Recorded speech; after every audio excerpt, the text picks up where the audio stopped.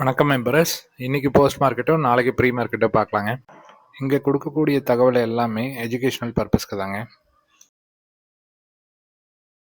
வழக்கம் போல் spot chart முதல்ல பார்த்தலாங்க. ஸ்பாட்டில் டே வச்சுருக்கேங்க. இந்த டேயில் பார்த்தீங்கன்னா உங்களுக்கு பர்டிகுலர் லெவல்ஸ் நெக்ஸ்ட் எக்ஸ்பிரிக்கு லெவல்ஸ் என்ன அப்படிங்கிறத மார்க் பண்ணியிருக்கோம். இன்றைக்கி வந்து ஒரு டோஜி கேண்டில் பிரிண்ட் பண்ணியிருக்காங்க. டோஜி கேண்டில்னா பாசிட்டிவும் கிடையாது நெகட்டிவும் கிடையாது, ஒரு கன்ஃபியூஷன் ஸ்டேட்டில் இருக்குது. கண்டினியூஸாக ஒரு 2 நாளாக நம்மளுக்கு ஒரு சிமிலர் டு டோஜி அப்படிங்கிற மாதிரி தான் கிடச்சிருக்கு. ஸோ இப்போ லெவல்ஸ் என்ன அப்படின்னு பார்த்தீங்கன்னா, கேண்டிலோட ஹை லோ மார்க் பண்ணியிருக்கேங்க. இன்னத்தோட ஹை லோ மார்க் பண்ணியிருக்கேன். ஸோ லாஸ்ட் எக்ஸ்பிரி டே அன்னைக்கு நம்ம இந்த கேண்டில் யூஸ் பண்ணி ஹை லோ மார்க் பண்ணுவோம். ஏன்னா இதை பேஸ் பண்ணி ட்ரெண்டு வந்து முடிவாகலாம். ஓகேங்களா? ஸோ இப்போ என்ன ட்ரெண்டு அப்படின்னு பார்த்தீங்கன்னா, 25,000 இன்னத்த ஹைக்கு மேலே இருந்தாங்கன்னா ஃபஸ்ட்டு டார்கெட் 26,000 ஆகும். அதுக்கு அடுத்த டார்கெட் 26,057, அப்புறம் 202. ஸோ இதெல்லாம் வந்து ப்ரீவியஸ் ஹைஸ், ஸ்விங் லோஸ் அதுதான் நம்ம எடுத்திருக்கோங்க. அப்புறம் டவுன் சைடு அப்படின்னு பார்த்தீங்கன்னா, இந்த 25,863 அப்படின்னு சொல்லிட்டு நம்ம ஒன்று லாஸ்ட் இதில் யூஸ் பண்ணோம்லங்க. இது வந்து பார்த்தீங்கன்னா ரொம்ப ரொம்ப முக்கியமான சப்போர்ட். இங்கே பார்த்தீங்கன்னா இங்கேயோ ஒரு சப்போர்ட் எடுத்திருப்பாங்க. இந்த சப்போர்ட்டை நம்மளுக்கு கட் பண்ணாத வரைக்கும் நிஃப்டி வந்து அப் ட்ரெண்ட் போகிறதுக்கு சான்சஸ் இருக்குது. சப்போஸ் இந்த சப்போர்ட்டை கட் பண்ணிட்டாங்க அப்படின்னா 818, 720, 693 இது வரைக்கும் போகிறதுக்கு சான்சஸ் இருக்குது. ஓகேங்களா? ஸோ நம்மளோட ப்ரீமியம் வைஸ் பார்த்தீங்கன்னா 25,950 வந்து ஸ்ட்ரைக் ப்ரைஸில் 142 ரூபா 132 ரூபா இருக்குது. ஸோ இது ரெண்டையும் ஆட் பண்ணிங்கன்னா உங்களுக்கு ரேஞ்சஸ் எவ்வளோ வருது அப்படின்னு பார்த்துடலாங்க.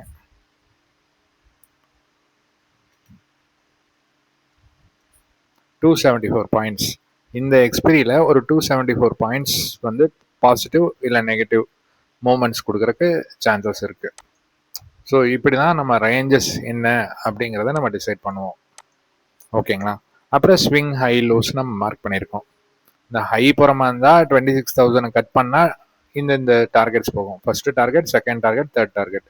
லோவர் சைடில் முக்கியமான சப்போர்ட் என்ன அப்படிங்கிறத மார்க் பண்ணியிருக்கோம். அந்த சப்போர்ட்டை கட் பண்ணால் அடுத்த லெவல்ஸ் என்ன அப்படிங்கிறத மார்க் பண்ணிட்டோம்.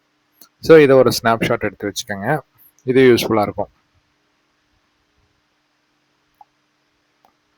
ஸோ இது நெக்ஸ்ட் வீக் உண்டான டீட்டெயில்ஸ் பார்த்தாச்சு. ஸோ இன்னைக்கு என்ன நடந்தது அப்படின்னு பார்த்தீங்கன்னா,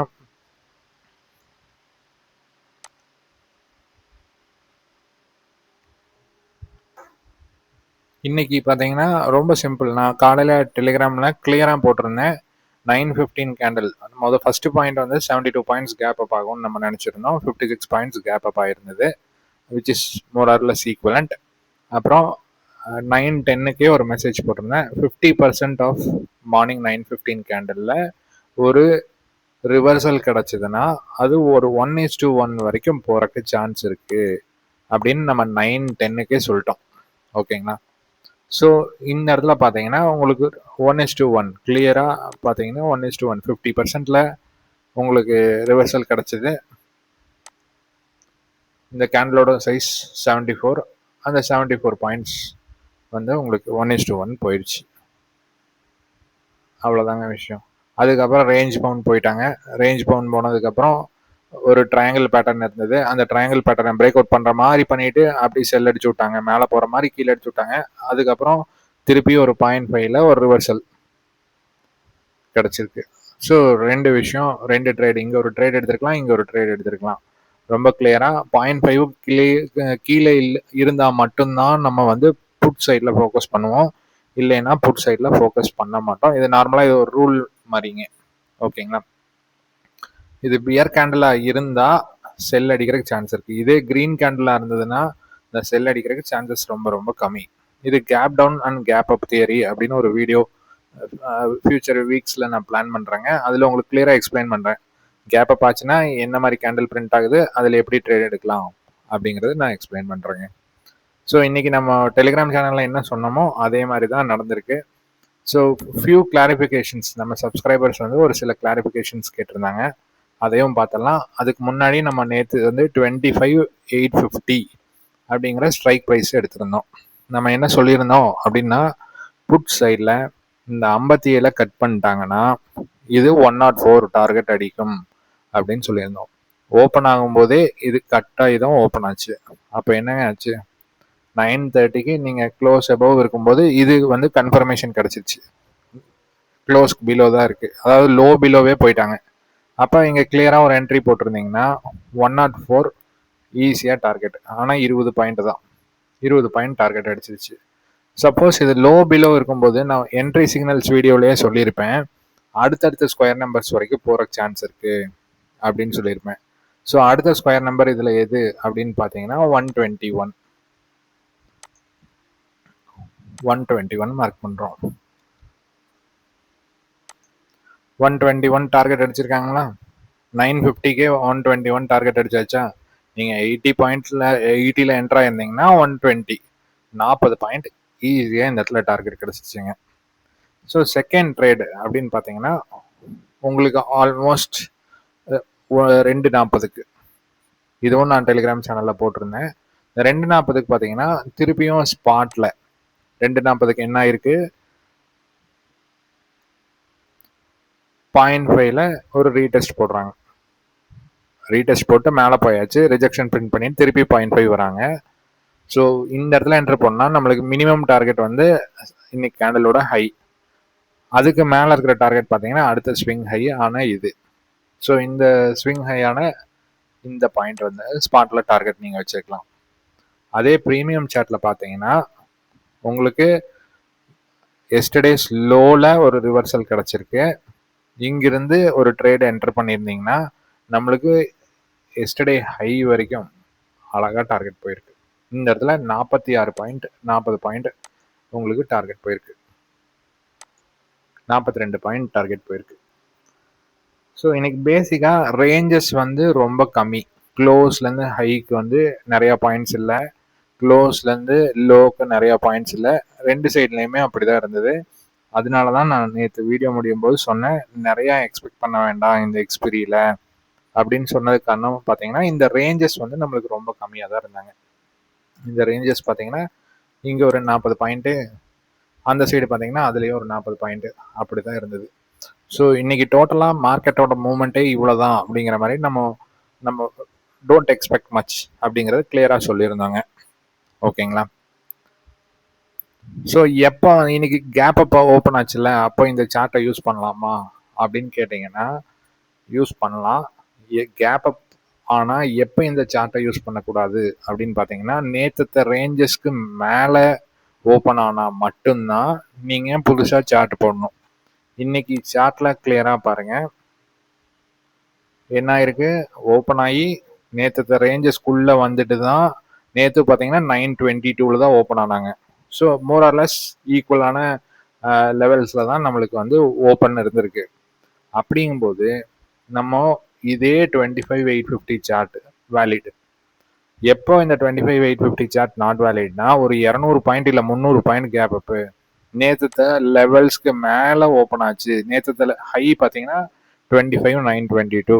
இந்த 25,922க்கு மேலே தான் ஒரு 100 பாயிண்ட்ல 50 பாயிண்ட்ல ஓப்பன் ஆனால் மட்டும்தான் நம்ம சார்ட்டை மாற்றி போடணும். இல்லைன்னா சார்ட்டை மாற்றணும்னு அவசியம் இல்லை, அதே சார்ட்டில் ட்ரேட் பண்ணலாம். ஸோ இந்த சார்ட்டில் ஏன் இன்னைக்கு நீங்கள் ட்ரேட் எடுத்துருக்கலாம், இந்த எடுத்துருந்தீங்கனாலும் கிளியராக இருக்கும். வேற ஸ்ட்ரைக் ப்ரைஸ் சூஸ் பண்ண வேண்டாம். நான் வந்து டெலிகிராமில் 26,000ல் எடுத்திருப்பேன். அதுக்கு ரீசன் பார்த்தீங்கன்னா கிளியராக எக்ஸ்பிளைன் பண்ணுறேன், நல்லா கிளியராக கவனிங்க. இப்போ நம்ம ரேஞ்சஸ் வந்து ரொம்ப கம்மியான ரேஞ்சஸ்ங்களா.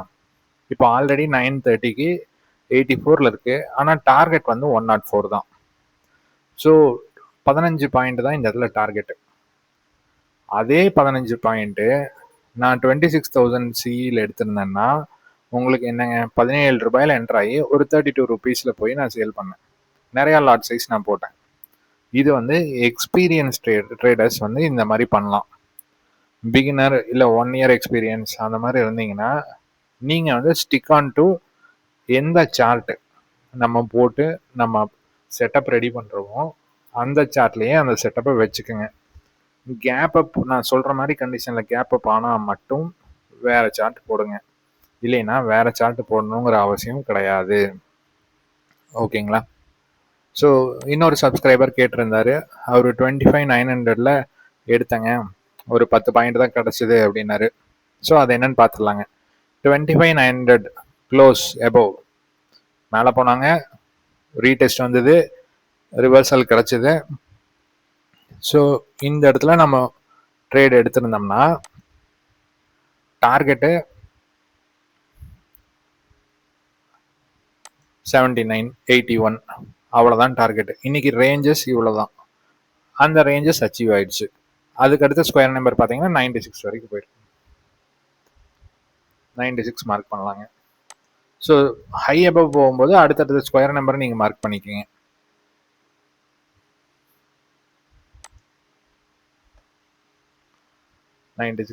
போயிருக்காங்க, இந்த இடத்துல போயிருக்காங்க. ஆனால் அவ்வளோ நேரம் வெயிட் பண்ணியிருக்கணும். அது கொஞ்சம் எக்ஸ்பீரியன்ஸ் இல்லைன்னா கொஞ்சம் டிஃபிகல்ட்டாக ஃபீல் ஆகும். அது பெட்டர் வந்து நீங்கள் ஃபர்ஸ்ட் டார்கெட் இந்த ஹை வந்தோடனே எக்ஸிட் ஆகிறது பெட்டருங்க. ஓகேங்களா? நம்ம ரேஞ்சஸ் ஜாஸ்தி இருக்கும்போது அந்த ரேஞ்ச் டார்கெட் அடிக்குங்க. ரேஞ்சஸே கம்மியாக இருக்கும்போது என்ன அவைலபிள் இருக்கோ அதுதான் டார்கெட் போகும். ஓகேங்களா? ஸோ நாளைக்கு நம்ம 25,950 எடுத்திருக்கோம். 25,950 கால் சைடு 134க்கு மேலே இருந்ததுன்னா, புட் சைடு வந்து 139லேருந்து 118க்கு வரும்போது, இன்னத்தோட லோக்கு வரும்போது ஃபர்ஸ்ட் டார்கெட் 150. இதை கிரீன் லைனை கட் பண்ணாங்கன்னா அடுத்த டார்கெட் கால் சைடு 180 கிடைக்கிறதுக்கு சான்சஸ் இருக்கு. ஸோ இப்போ இந்த ரேஞ்சஸ் பார்த்தீங்கன்னா ஆல்மோஸ்ட் ஒரு 50 பாயிண்ட் ரேஞ்ச். அப்போ நீங்கள் என்ட்ரி எடுத்தீங்கன்னா ஒரு 50 பாயிண்ட்ஸ் கேப்சர் பண்ணலாம். எப்போ இந்த ஜோன் வந்து பெருசாக இருக்கோ அப்போல்லாம் நம்மளுக்கு ப்ராஃபிட்டபிலிட்டி ஜாஸ்தியாக இருக்கும். ஜோன் சின்னதாக இருக்கும்போது அன்னைக்கு ட்ரேட் பண்ணுறதை அவாய்ட் பண்ணிடணும். அப்படி இல்லை ட்ரேட் எடுத்தே ஆகணும்னா நீங்கள் அதுக்கு தகுந்த மாதிரி குவான்டிட்டி டிசைட் பண்ணி ரிஸ்க் எடுத்து தான் பண்ண முடியும். ஓகேங்களா? ஸோ ஒரு ஆப்ஷன் பையராக மாதத்தில் ஒரு 7 நாள் ட்ரேட் எடுத்தாலே நம்மளுக்கு தேவையான ப்ராஃபிட் நம்ம பண்ண முடியும். அது எந்த 7 நாள் அப்படின்னு பார்த்தீங்கன்னா இந்த ஜோன் பெருசாக இருக்கிற 7 நாள் பண்ணிங்கன்னா போதும். ஓகேங்களா? எல்லா நாளும் பண்ணலாம், ஆனால் வந்து ஜோன் இருக்குதா அப்படின்னு பார்த்துட்டு அதுக்கு தகுந்த மாதிரி என்டர் பண்ணிக்கிங்க. அப்போ புட் சைடில் என்ன ஆப்பர்ச்சுனிட்டி அப்படின்னு பார்த்தீங்கன்னா 139க்கு மேலே இருந்தாங்கன்னா இந்த கால் 130 கட் பண்ணி கீழே போகும்போது உங்களுக்கு 184 வரைக்கும் சான்சஸ் இருக்கு. ஓகேங்களா? இந்த கால் சைடில் 118ல ஒரு சப்போர்ட் எடுக்கலாம். அதுங்காட்டி அதையும் மார்க் பண்ணி வச்சுக்கோங்க. அந்த 118ல சப்போர்ட் ஆகி எடுத்து ரிவர்ஸ் ஆகலாம். அந்த 118ங்கிற வேல்யூ வந்து பார்த்தீங்கன்னா 25,863 864 டைமில் வந்ததுன்னா அந்த இடத்துல வந்து ஒரு என்ட்ரி கொடுக்குறதுக்கு நீங்கள் ட்ரை பண்ணலாம். ஓகேங்களா? ஸோ நாளைக்கு உண்டான லெவல்ஸ் பார்த்தாச்சுங்க, ஸ்பாட் சார்ட்டும் பார்த்தாச்சு. ஸ்பாட்டில் டே சார்ட் போட்டு நம்ம இந்த எக்ஸ்பிரிக்கு உண்டான லெவல்ஸும் பார்த்தாச்சு. இப்போ பேங்க் நிஃப்டி கதை என்ன அப்படின்னு பார்ப்போம். பேங்க் நிஃப்டி கதை வந்து கொஞ்சம் கவலைக்கிடமாக தான் இருக்குங்க. ஸோ 2 ரெட் கேண்டில் பிரிண்ட் பண்ணியிருக்காங்க. அடுத்தது 3வது ரெட் கேண்டில் பிரிண்ட் பண்ணாங்கன்னா அவ்வளோதான், செல் அடிக்க ஆரம்பிச்சிருவாங்க. நேற்றத்தை க்ளோஸ் கீழே தான், இன்னத்தை க்ளோஸ். ஸோ டெய்லி க்ளோஸ் வந்து கீழே போயிட்டே இருக்கு. ஸோ நம்ம வந்து ஒரு டவுன் ட்ரெண்ட் ஸ்டார்ட் ஆகிற மாதிரி தெரியுது. 876க்கு மேலே இருந்தால் தான் அப் ட்ரெண்டு. அதே மாதிரி 500 கட் பண்ணாங்கன்னா அடுத்த ஸ்டாப் 60,000, அதுக்கு அடுத்த ஸ்டாப் 59,500. இது வரைக்கும் வர சான்ஸ் இருக்கு இந்த எக்ஸ்பிரியில். இந்த எக்ஸ்பிரினா இந்த பேங்க் நிஃப்டியோட எக்ஸ்பிரியில். ஓகேங்களா? அது பார்த்துக்குங்க. ஸோ வேறு ஏதாவது கிளாரிஃபிகேஷன் வேணும்னா ஒரு கமெண்ட் போடுங்க, நான் கிளாரிஃபை பண்ணுறேன். இந்த வீடியோ உங்களுக்கு பிடிச்சிருக்குன்னு நினைக்கிறேன். பிடிச்சிருந்ததுன்னா லைக் பண்ணுங்கள், ஷேர் பண்ணுங்கள், சப்ஸ்கிரைப் பண்ணுங்கள்.